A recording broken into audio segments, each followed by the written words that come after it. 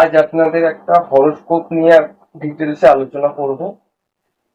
এটা হচ্ছে আমার একজন ক্লায়েন্ট, যেই ক্লায়েন্টের ডেট অফ বার্থ হচ্ছে 11/8/1998, টাইম 9:56 AM, প্লেস রায়গঞ্জ।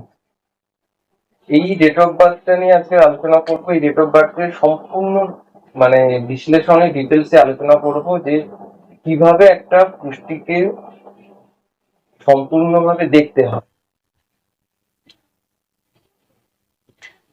যাদের যাদের ভালো লাগবে তারা অতি অবশ্যই যোগাযোগ করতে পারেন।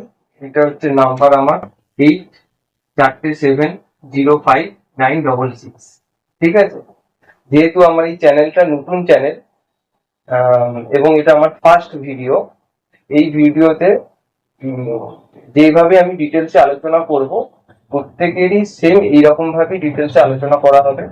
এবং যারা দেখাতে চাইছেন তারা এই 101 টাকা সামান্য একটা দক্ষিণার মাধ্যমে নিজেদের সম্পূর্ণ জন্মছক ডিটেলসে দেখাতে পারবেন। প্রথম 15 জনের জন্যই শুধুমাত্র এই 101 টাকা দক্ষিণায় দেখে দেওয়া হবে। যেহেতু এটা আমার নতুন চ্যানেল, সবাই সাপোর্ট করবে।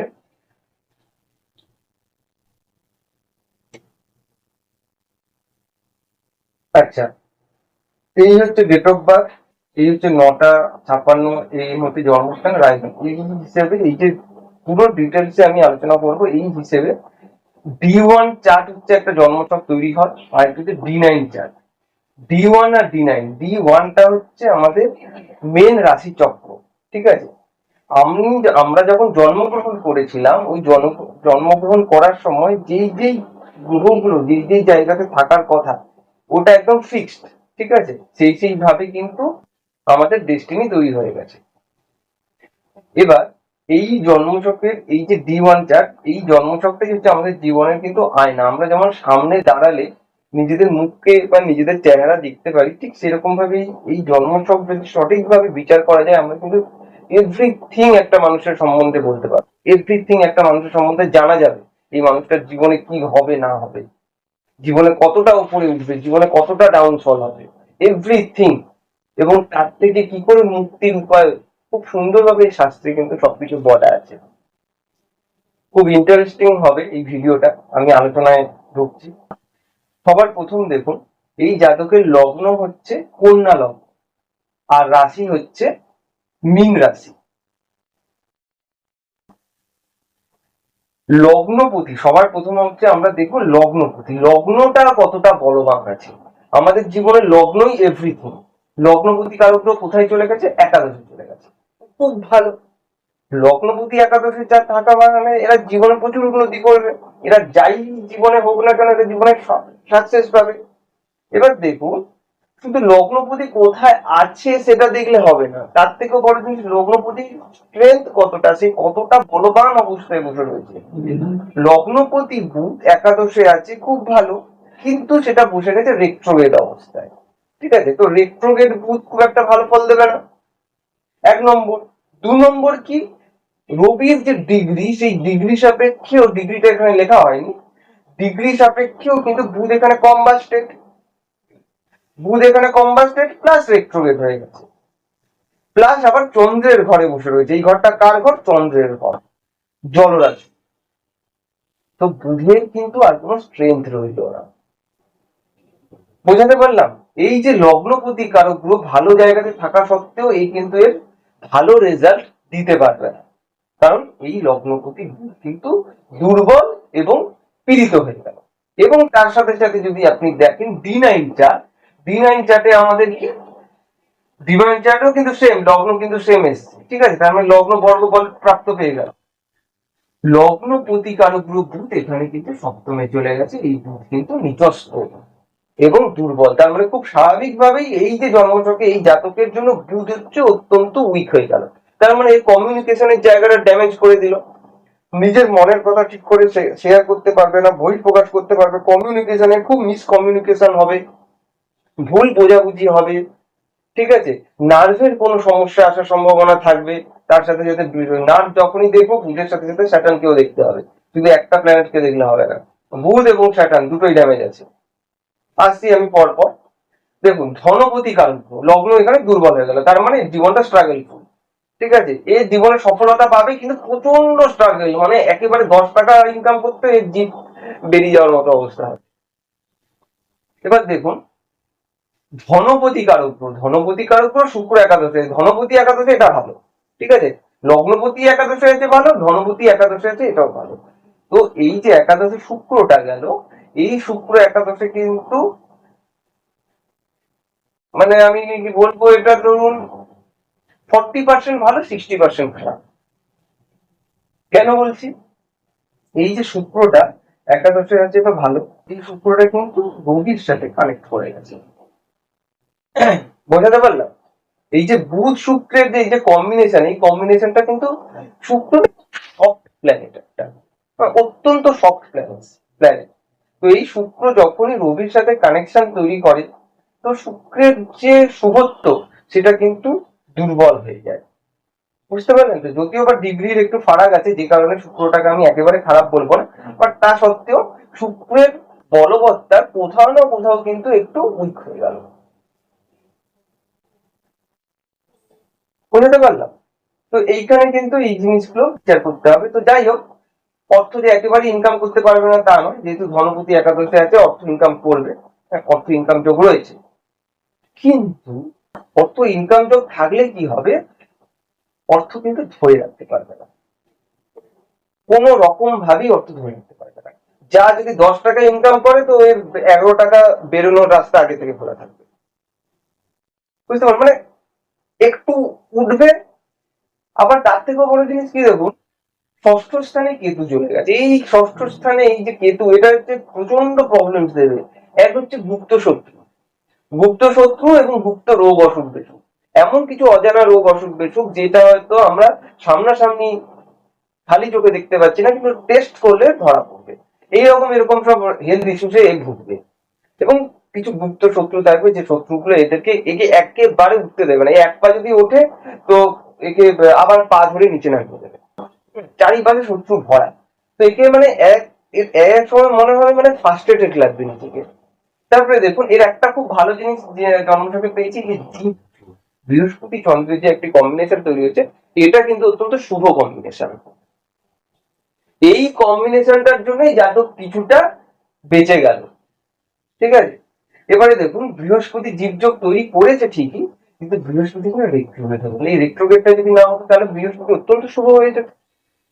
ঠিক আছে, এখানে আরেকটা কি দেখছি, নবাংশটাতেও বৃহস্পতি কিন্তু তুঙ্গস্থ অবস্থায় চলে গেছে। তারপরে বৃহস্পতির কিন্তু বলবত্তা একেবারে যে উইক হয়েছে তা নয়, বৃহস্পতির কিন্তু স্ট্রেংথ আছে।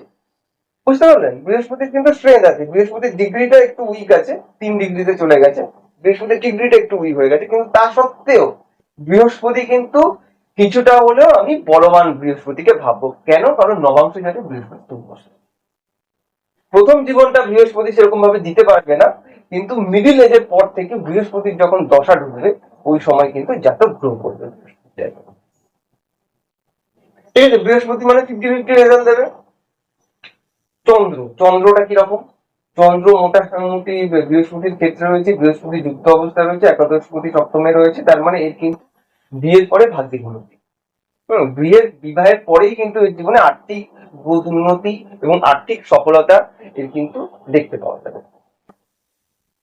ঠিক আছে, তো একটা জন্মছকে সব ভালো থাকে না, সব খারাপও থাকে না, সবকিছু কিন্তু মিলিয়ে মিশিয়ে থাকে, সেগুলো হচ্ছে আমাদের বিচার করতে হবে। এবার দেখুন এর সব থেকে মাইনাস খারাপ জিনিস হচ্ছে পঞ্চম পতি চলে গেছে অষ্টমে। এটা হচ্ছে সব থেকে প্রবলেম। আর এই অষ্টমে শনি, এই যে জায়গাটা, এই জায়গায় শনি কিন্তু নিচস্ত হয়ে গেল। ঠিক আছে, শনি এখানে নিচস্ত হয়ে গেল, তার মানে এবং নবাংশ চারটেও যদি দেখি, শনি কিন্তু এখানে আপনার নবমে বসে রয়েছে, সরি নবম বলছি, আপনার দশমে বসে রয়েছে, কিন্তু এখানে পীড়িত মঙ্গল এবং রাহু কানেক্টেড হয়ে বসে। মানে নবাংশ চারটেও মানে শনি খুব একটা যে স্ট্রং আছে তা নয়। তার থেকে আরো একটা বড় জিনিস কি, এই যে শনি নক্ষত্র পেয়েছে, সেটা কেতুর নক্ষত্র পেয়েছে, অশ্বিনী নক্ষত্র। অশ্বিনী নক্ষত্র কি, কেতুর নক্ষত্র। আবার সেই কেতু বসে রয়েছে ষষ্ঠ স্থানে। আরো একটা বড় জিনিস কি, এর যে কেতু, এই যে কেতু নক্ষত্র পেয়েছে, এই কেতু কিন্তু নবাংশ মানে বিশেষ করে নবতারা চক্র অনুযায়ী এই কেতু কিন্তু বদ নক্ষত্রে পড়ে গেছে। তার মানে এই যে শনিটা পুরো জাতককে পুরো ড্যামেজ করে দিল। মানে অষ্টম ভাবের এবং অষ্টম প্রতিকারক গ্রহ মঙ্গলও উইক আছে, সেটা আমি আসছি। তো শনি এখানে কিন্তু পুরোপুরি ড্যামেজ করছে, তার মানে এর মধ্যে যা জ্ঞান রয়েছে, যা প্রতিভা রয়েছে, সেটা ইউটিলাইজ হবে না। হ্যাঁ, নিজের জ্ঞান প্রতিভাটা নিজের মধ্যে, লগ্ন চলে গেছে, চিত্রা নক্ষত্রে চলে গেছে, এই আর্টিস্টিক কোয়ালিটি থাকবে, এর মধ্যে ট্যালেন্ট প্রতিভা থাকবে, কিন্তু বহিঃপ্রকাশ নেই, কোনো কিছু দেখাতে পারবে না, এর প্রতিভাটা চাপা পড়ে থাকবে। নিজের কর্মক্ষেত্রেও নিজের কাজটাকে সেই রকম ভাবে প্রেজেন্ট করতে পারবে না, কমিউনিকেশনের প্রবলেমসে এ কিন্তু পেছনে পড়ে যাবে। আর এর বন্ধুরা উপরে উঠে যাবে, এ কিন্তু সেরকম ভাবে গ্রো করতে পারবে না, নানা কিছু সমস্যা আসবে। সব থেকে বড় জিনিস লস সমস্যা, হঠাৎ পায়ে চোট আঘাত, হ্যাঁ, স্পন্ডিলাইসিসের সমস্যা, হেয়ার রিলেটেড প্রবলেম, বোনসের সমস্যা, শিরদাঁড়া রিলেটেড সমস্যা, একটু বয়স হলে হাঁটু কোমর পা নিয়ে উঠতে বসতে এর অবস্থা খারাপ হয়ে যাবে। এবং তার সাথে সাথে নার্ভের সমস্যা কিন্তু এর আসার প্রবল সম্ভাবনা পাচ্ছি। কেন? কারণ শনি এবং বুধ এই দুটো প্ল্যানেট কিন্তু আমাদের নার্ভকে দেখে, দুটো প্ল্যানেট কি জন্মছকে উইক অবস্থায় বসে। আসবেই আসবে, যা এখানে প্রেডিকশন করা হচ্ছে এই জাতকের 100 এর মধ্যে 100% এই জাতকের চলবে। এই দেখুন, এবার আমি চলে আসি কর্মের জায়গাটা, চলে আসি, ঠিক আছে? দেখুন, দশমপতি কারক গ্রহ বুধ রেট্রোগেট হয়ে গেছে, তার মানে দশমের লর্ড যখনই উইক হয়ে যায়, তার মানে এর কিন্তু কর্মের যে উন্নতি, ঠিক আছে, কর্মের যে স্যাটিসফ্যাকশন, এর কোথাও না কোথাও থাকবে না। এর যেই কাজের সাথেই যুক্ত হবে না কেন, সেই কাজে কিন্তু এর মন বসবে না। আর 2 নম্বর, এই কাজে কিন্তু এর বেশি দিন করতেও পারবে না, শুধু চেঞ্জ করতে থাকবে। আর এর কিন্তু মেনলি উন্নতি বেসিক্যালি রয়েছে টেকনিক্যাল লাইনে, কিন্তু এর গ্রোথ উন্নতি হওয়ার সম্ভাবনা প্রবল বেশি আছে, ঠিক আছে? কোনো technical field, electrical field, engineering field, এইসব ফিল্ডেই কিন্তু এর গ্রোটা বেশি, আর এইসব ফিল্ডেই কিন্তু এই জাতক যাবে। তো ভালো খারাপ সবকিছু মিলিয়ে মিশিয়ে আছে, ঠিক আছে? এগুলো হচ্ছে ডেপথে বিচার করতে হয়। এটা জাস্ট একটা বেসিক বিচার হলো, ঠিক আছে? যারা যোগাযোগ করতে চাইছেন তারা অতি অবশ্যই এই নাম্বারে ফোন করে নেবেন। এই নাম্বারে ফোন করে ডিটেলসে কথা বলা যাবে, সবকিছু করা যাবে। এবং প্রথম 15 জনকে মাত্র 101 টাকা, হ্যাঁ, নামমাত্র একটা দক্ষিণা নিয়ে, যেহেতু এটা আমার প্রথম চ্যানেল এবং ফার্স্ট ভিডিও, তো ওই এই জন্য প্রথম 15 জনকে এই অফারটা দেওয়া হলো। তো যারা চাইছেন যে নিজেদের জন্মছককে দেখানো এবং বিচার করাতে চাইছেন এবং প্রবলেমস থাকলে সেই প্রবলেমস থেকে বেরোনোর রাস্তা খুঁজছেন, তারা অতি অবশ্যই যোগাযোগ করবেন। আর রেমিডিস যে রয়েছে না, এই জন্মছক অনুযায়ী এই জাতককে যদি সঠিকভাবে রেমিডিস করা হয়, এই জন্মছকটা কিন্তু এতটাও উইক নয়, ঠিক আছে? একে যদি সঠিকভাবে রেমিডিস করা হয়, এই জাতক কিন্তু গ্রো করবে, করতে বাধ্য। তো যাই হোক, প্লিজ চ্যানেলটাকে সাবস্ক্রাইব করবেন। যদি ভিডিওটা ভালো লাগে তাহলে শেয়ার করবেন, কমেন্ট করবেন,